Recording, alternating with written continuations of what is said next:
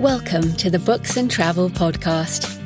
I'm Jo Frances Penn, thriller and dark fantasy author, bringing you escape and inspiration about unusual and fascinating places, as well as the deeper side of books and travel. You can find the episode show notes at booksandtravel.page, and if you enjoy thrillers set in international locations, download one of my ebooks for free at jfpen.com/free.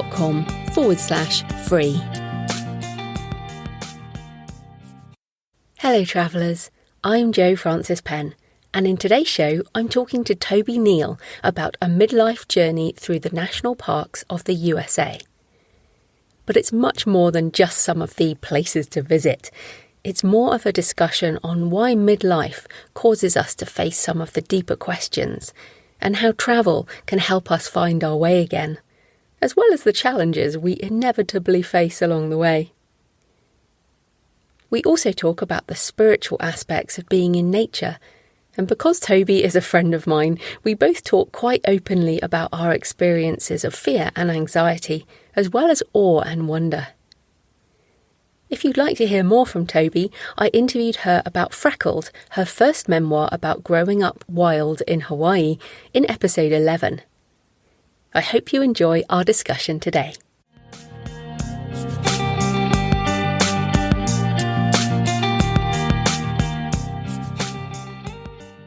Toby Neal is an award-winning USA Today best-selling author of mysteries, thrillers and romance, as well as travel memoir under T.W. Neal.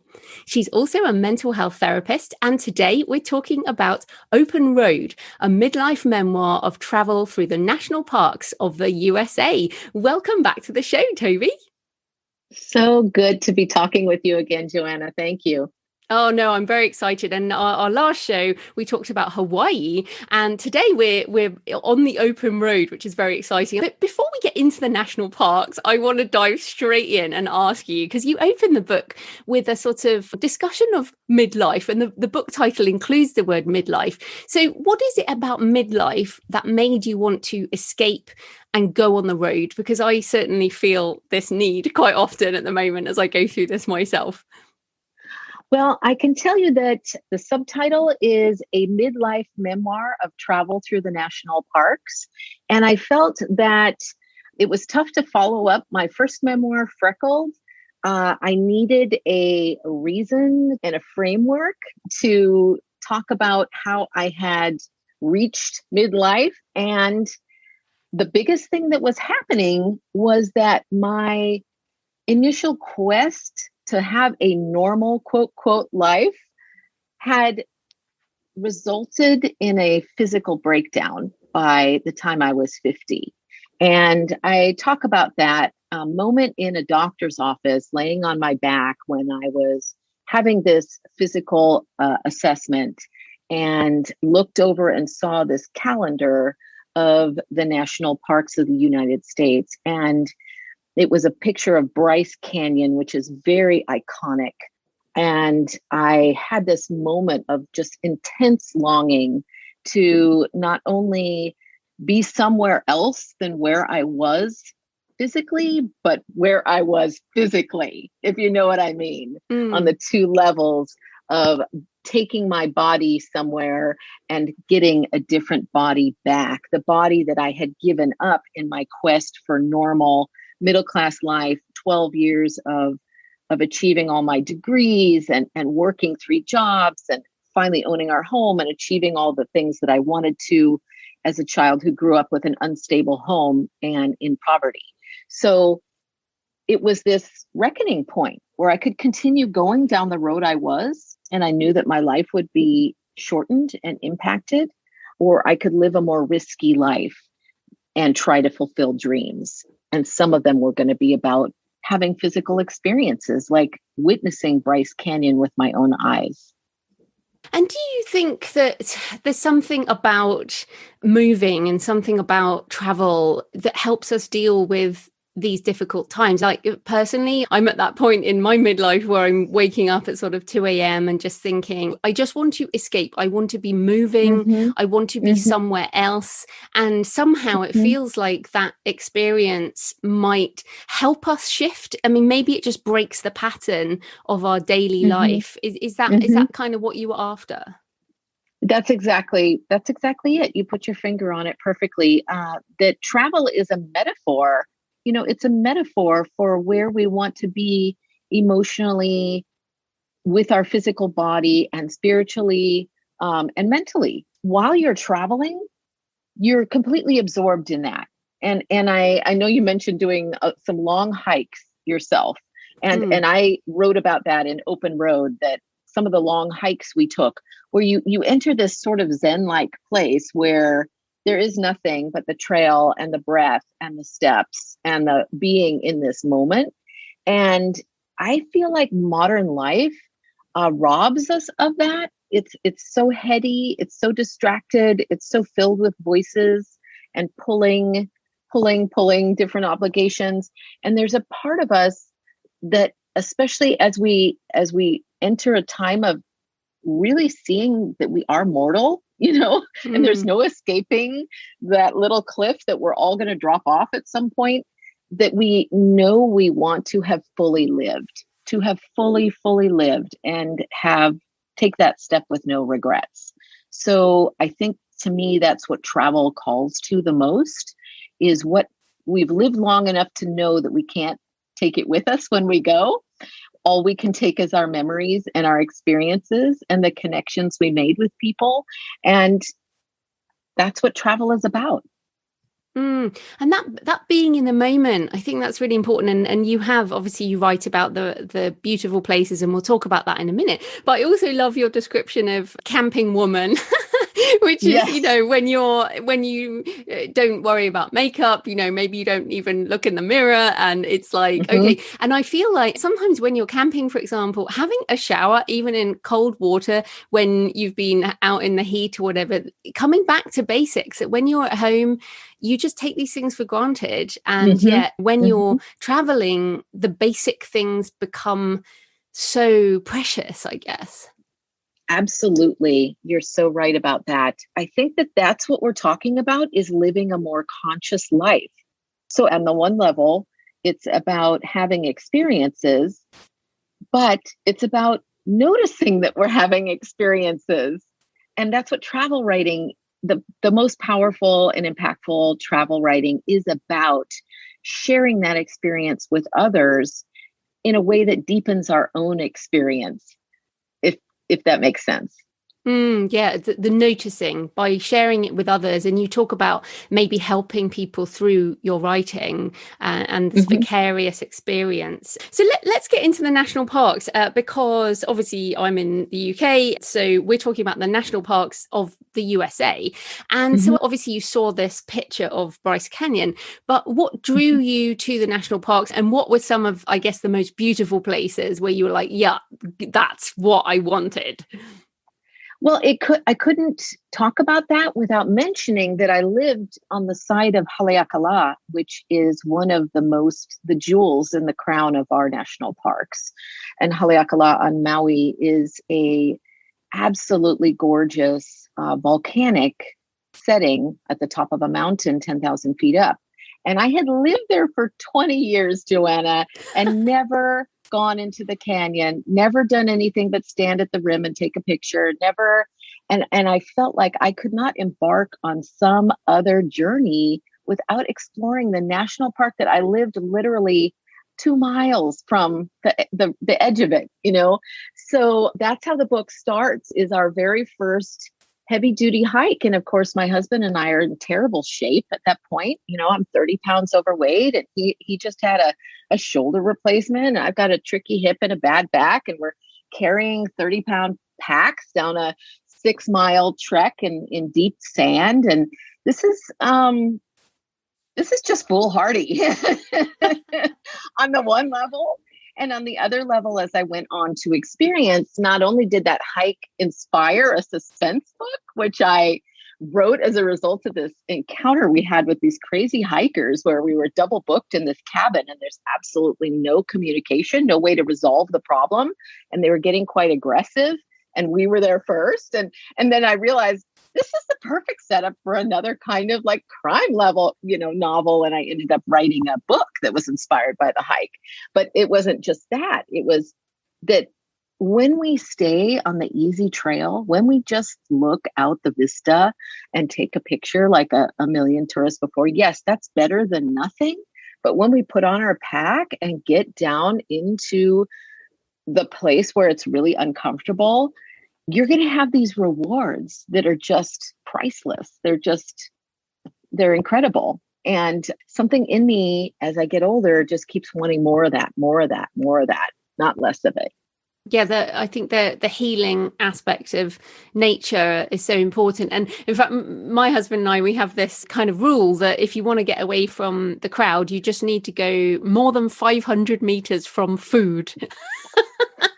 That's so good. I'm going to tell my husband that one because it's absolutely what we experience in the national parks too. It's like wherever the kiosk is for food, that's where you re-enter the human race. Yeah, exactly. And if you want to get away, you don't have to get that far. You just have to get further away, so you can't just grab a snack.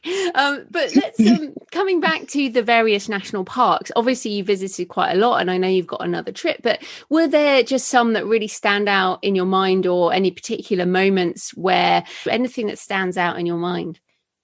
I have to say that Zion National Park in Utah turned out to be our favorite. And the reason being, it was so immediate. So when you're going to a bunch of national parks, you notice that some of them can only be fully appreciated by deep hiking or riding a horse like Bryce.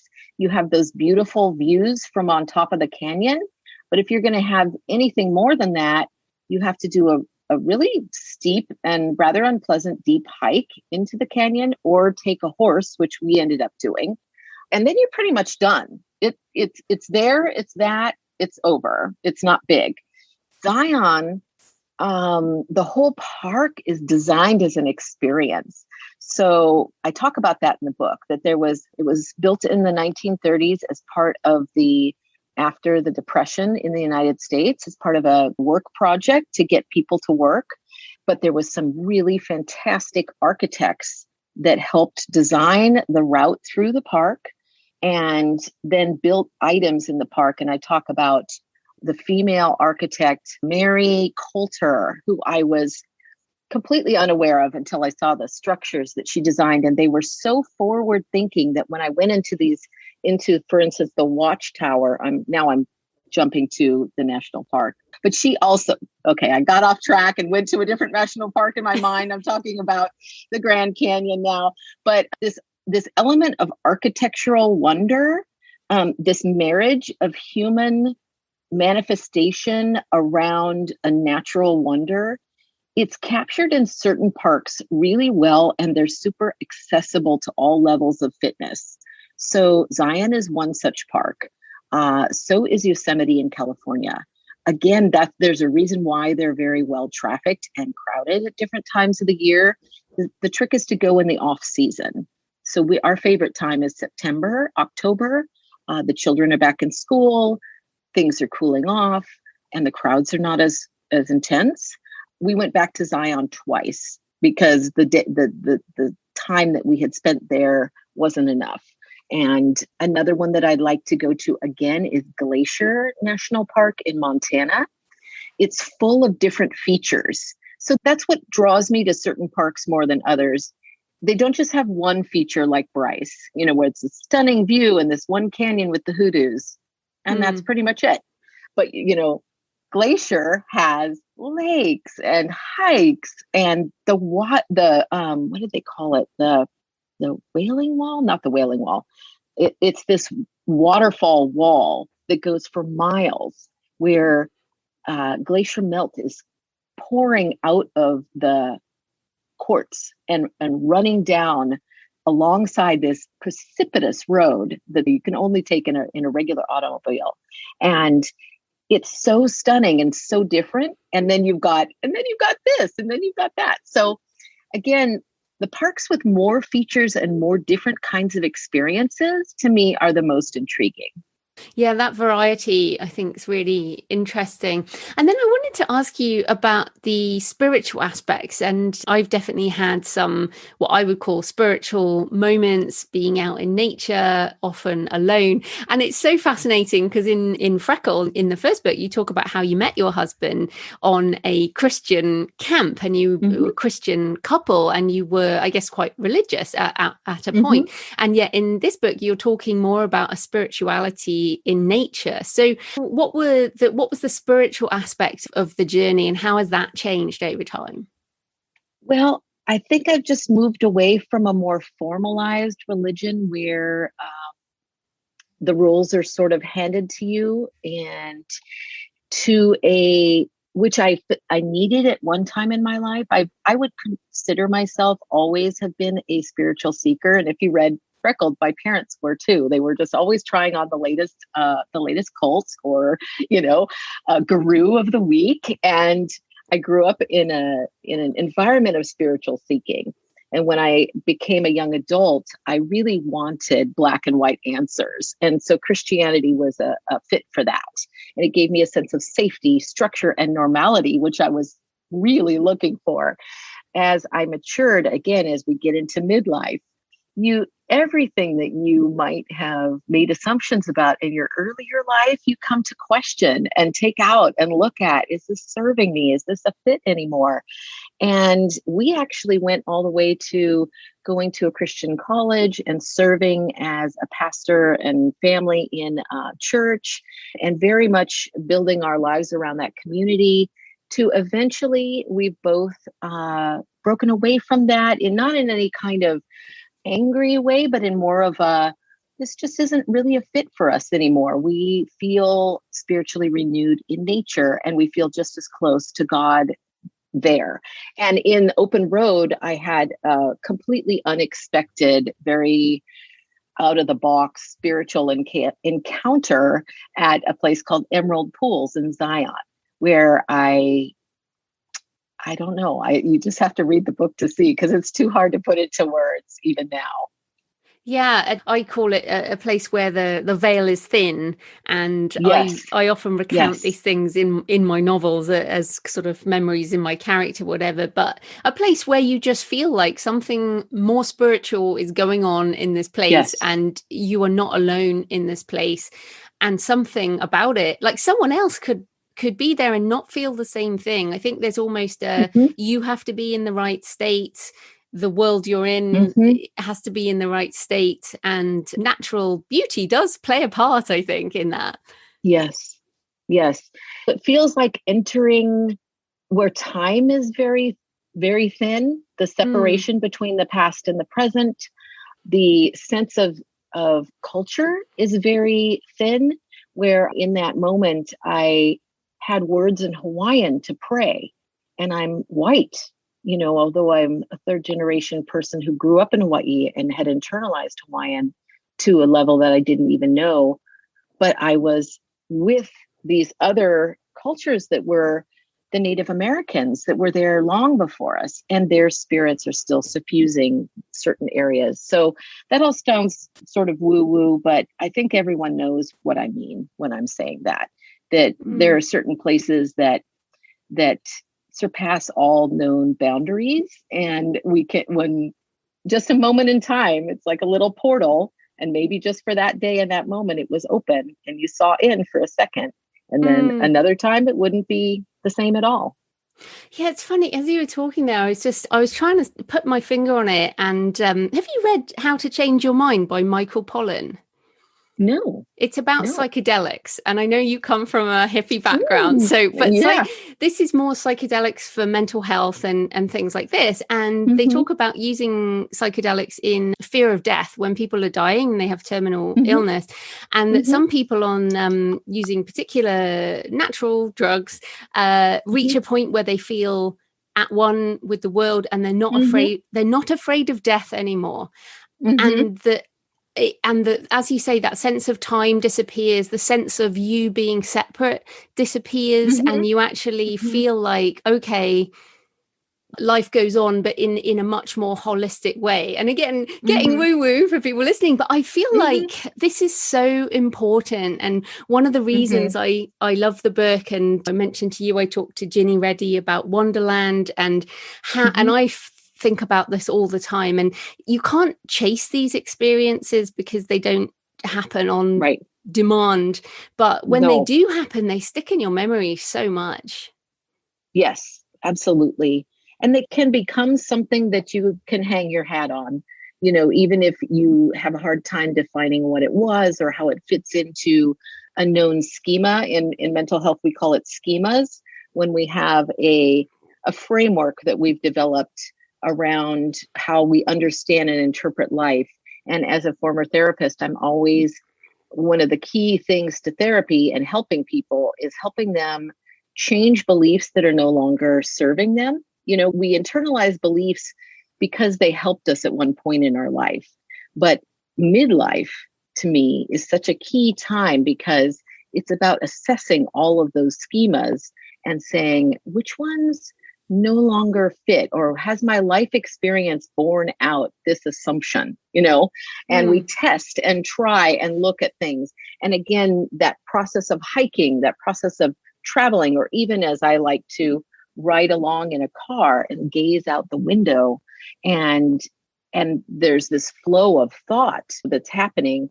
It's a constant assessing of what is still true for me and what can I do to set my life up to be the most meaningful and enjoyable for the time I have left, because we truly do reach this point where we're like, oh, we're not immortal. We've all had enough experiences that we know, oh, the clock is ticking.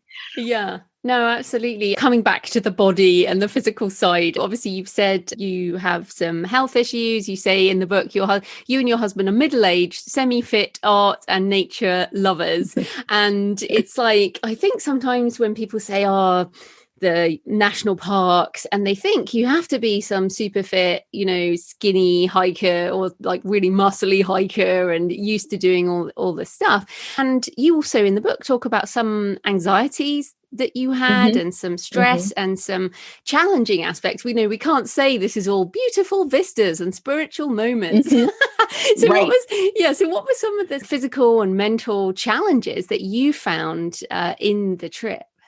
I think the most interesting one that I discovered about myself was that I have a form of anxiety that's related to agoraphobia.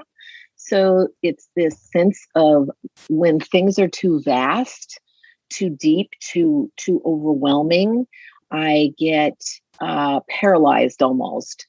And it has happened to me at certain key moments, and yet I was still driven to seek out these settings. So like at night, this one time I was laying on my back looking at the starscape over Haleakala. So it's again 10,000 feet up. There's very little, the air is very pure and clear. The stars were so immediate. It felt like you could reach up and touch them. And I was overwhelmed with the sensation that I was going to fall into space. And I literally clung to the rocks next to me. I clung to the rocks and I kept telling myself, this is an illusion. What is happening here? But repeatedly throughout the trip, at the edge of the Grand Canyon, I had the same thing. I had to crawl on my belly over to the edge to look off because I was so sure I was going to fall, you know. And how did I work with it? First of all, by being determined to overcome it. I'm going to keep putting myself in these settings because the reward is so great. I'm not going to let my fear keep me from that. So I think anyone struggling with something that's holding them back, that has to be your number one. Like, no, I'm not going to give in to this. And then exploring the mystery of it. There was something about it. Another time it happened was as we were going into Alaska on the ferry. And I realized the vastness of Alaska. And Joe, as someone from a small country like Britain, which is very self-contained, to be in wilderness that is so epically large that you can travel day after day after day after day and only see the same thing over and over again. It's there's something like, I don't even know how to put it in words. To have that experience is, well, there really is enough trees in the world, at least at this corner. So I discovered that about myself. And my hope is that our next journeys, we are bringing along a travel trailer. And I seem to be able to recharge from my anxiety by going into like a little den on wheels. If humans are animals, and when you think about it, I'm a little den animal, and I need to go, like, I've had too much stimulation. I need to go into my cave now. Yeah, well, and that's my hope definitely is that will help. Well, that's definitely, part of being an introvert, as well as the sort of overstimulation is very, very tiring. And when you are on a huge vista and you're looking around and there's so much of it. And I traveled in Australia, so I know that sort of massive that feeling, that yes. space feeling, but I don't have the same anxiety as you. In fact, as you were talking there, I have a kind of different one, which is I'm scared to go close to the edge because I think I might jump off. Wow. I know, which is a really weird thing. And I have this thing where I won't drive at night because I have a compulsion about driving into headlights. Yeah, that's very interesting. That's very interesting. Very good. Oh, fuel for digging in and finding what is behind that. I did write about that in my book Delirium, and I find it an interesting behavior that I control by being careful. And it's not because I have a death wish. I'm very happy with my life, but it's interesting how we have to feel the feelings, like about the edge of the canyon, which is a very human feeling, not to want to go to the edge of the canyon, but then also understand why. And so that is fascinating. And what about, like, you talked there about the trailer, I also wonder about this idea of comfort zone. And like, sometimes I think you wrote about this particular Hawaiian snack that you had at one point, and you were so anxious, and having the snack just made you feel comforted. And sometimes you just need to do that. And you said, I understand why Americans have McDonald's overseas. Yes, I finally got it when we went on this road trip, and everything. There is this psychic exhaustion that happens when you're on a long trip because you're constantly adjusting to something new. And again, you don't have to be an introvert, but I am one. And it's even more taxing to constantly have new surroundings. And everywhere you go, it's something new, and you're navigating constantly. So if you've ever moved to a new town, everybody's had that experience. There's this, we call it disequilibrium in mental health.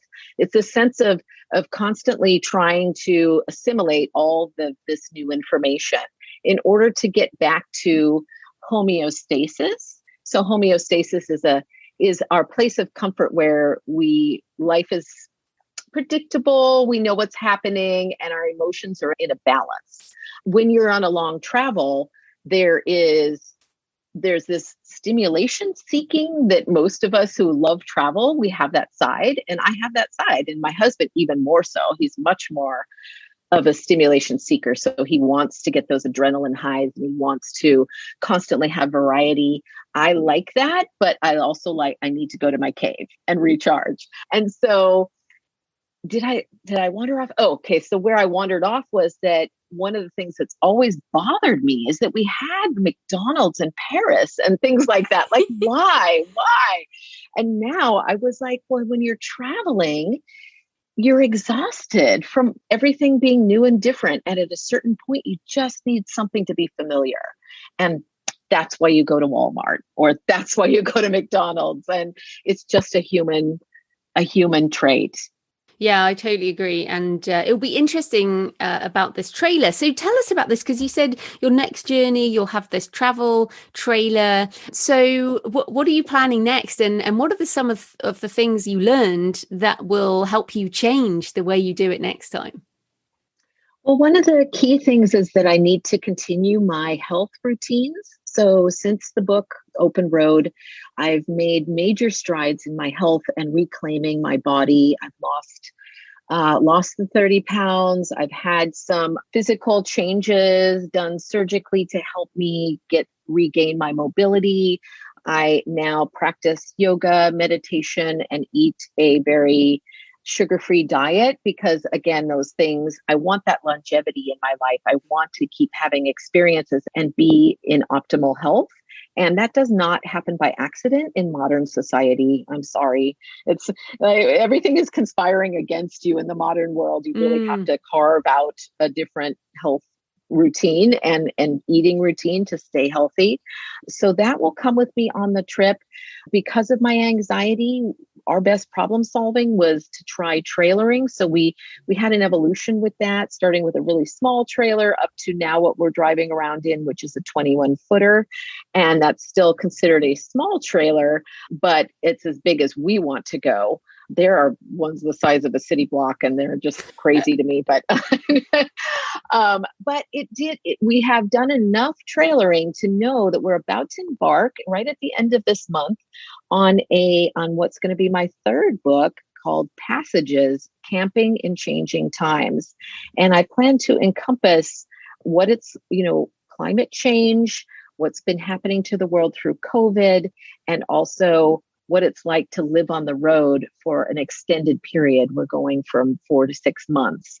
And we're not just doing national parks. We're exploring the off the beaten track, what they call the blue roads and back roads of the United States. And I'm really looking forward to writing about that. So I'm doing a newsletter along the way on the platform Substack, and it's called Passages. You can look it up if you're interested in following along. There's a free subscription there.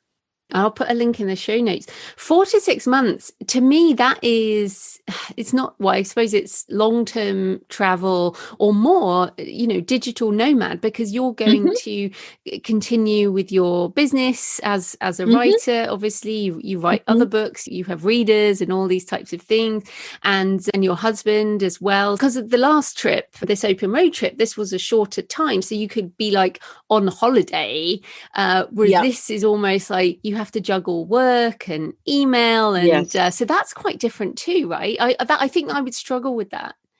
Yeah, we've set up as many systems as we could that were automated. All of our bills, we've rented our house to minimize the overhead. I just was packing all my office supplies into a little plastic. Yeah, it's going to be different. I don't have all the answers, and I don't know how it's, because all we've done is the longest one we've done so far was 1 month in our trailer, and we were evacuated from fires here in California. And that was absolutely terrifying, by the way. That'll be part of the Passages book is the effects of climate change in some of our more beloved areas. And it's not a good trend. But we were forced into living for a month in our trailer because of evacuation. And that was also just living. How do you get your Wi-Fi? It was always like, pull up to a restaurant and try to poach some. But that's been written about a lot. And I don't find it as interesting as the deeper journey, of truly experiencing something new and different each day. And I am bringing along the things that make me comforted, including my dog. So my little dog, Koa, will be traveling with us. And I think that will also help a lot with that sense of being unsettled and exhausted that I struggled with in the past.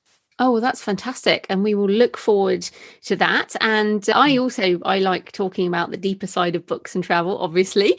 So apart from your own books, what are some travel memoirs or books about the USA that you recommend? And we have recommended books on Hawaii that we talked about last time. So do you have some more?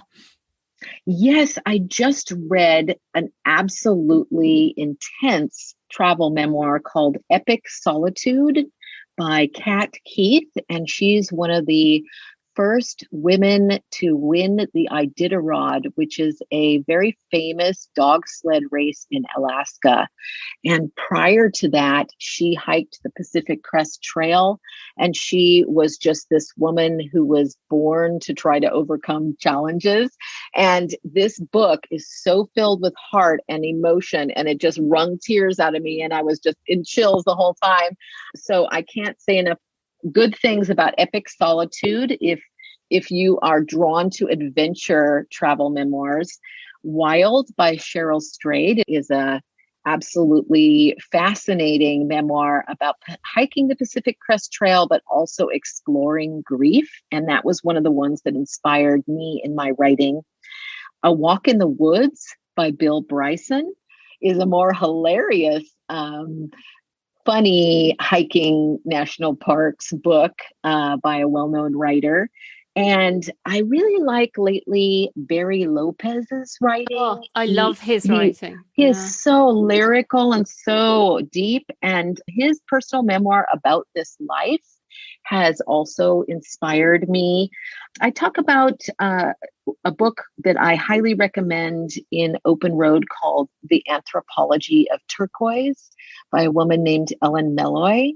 And she was, when I read this, and I read it on the road trip, and I talk about the experience of reading this book that was just like so well written that it made me stop. You know, when you read a line and you just stare into space and you go, holy smokes, that's art. This was this woman's writing. And I eagerly got to the end of the book to find out more about her because I felt so connected with her, and discovered that she had died suddenly of a heart attack soon after the publication of the book. And I grieved with tears. And I realized I had this epiphany that that's the kind of writer I wanted to be, that someone whose writing was so fresh, so immediate, and so took you into their experience, that it was a form of eternity. And I know that's a big ask, and that's a big goal, but we get to have big goals, don't we, as writers? We get to have Everests and not just one of them. So I highly recommend The Anthropology of Turquoise. And also the Best Travel Writing in the USA anthology comes out every year. I'm reading the 2019 one right now. So it's called Best Travel Writing. You can just plug that in. And there's one every year, and they're pulled out of paid subscription magazines like the New Yorker and National Geographic. And it's an anthology of shorter pieces, and it will totally whet your appetite for places all over the world, because it's not just the United States, but many wonderful settings. Oh no, there's some great ones there. There's always a problem. I always go away and order more books, and I'm surrounded by travel books. It's a way to travel when you can't travel. Oh, absolutely. Goodness me. And I guess you'll be doing a lot of e-reading in your trailer because you won't have any room for lots of physical books. But it's true. Yeah, that's fantastic. So where can people find you and your books online, and also your husband Mike's gorgeous photographs, which I know you also have a link to? Yeah, tobyneal.net is my website, and I've got all my fiction stuff and the memoirs there. And on the website page for Open Road, if you look for that, there is a link to Mike. A lot of the stories in the book are the stories of us trying to get the shot, because my husband's a photographer, and getting the shot, quote, it's like I likened it to being married to a hunter who needs to get that piece of big game with his camera in every setting. And so it didn't seem right to just talk about the experience of getting the photos without having some way for people to see the photos. But when we tried to print them in the print book, they just didn't translate well at all in black and white, these little thumbnails. So we created a $15 magazine with quotes that you can see the gorgeous full-size photos, and also a calendar, which is a practical way. And that's my original inspiration for the trip, was a calendar. So now we have our own calendar of Mike's photography, and those links are there too for people who love photos. Fantastic. Well, thanks so much for your time, Toby. That was great. I totally enjoyed sharing my love of travel and books. Thanks for joining me today on the Books and Travel podcast. I hope you found a moment of escape. You can find the episode show notes at booksandtravel.page. And if you enjoy thrillers set in international locations, download one of my books for free at jfpen.com/free. Happy travels until next time.